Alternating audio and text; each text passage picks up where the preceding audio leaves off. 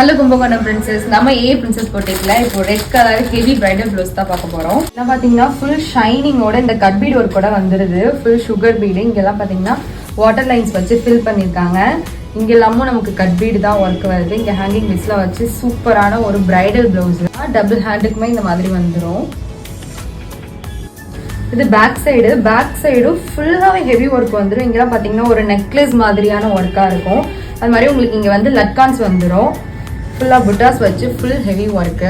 இது ஃப்ரண்ட் சைடுக்கும் இந்த மாதிரி வந்துடும். இதுலேயுமே பார்த்தீங்கன்னா ஃபுல்லாகவே வந்து வாட்டர் லைன்ஸ் வச்சு ஃபில் பண்ணியிருக்காங்க.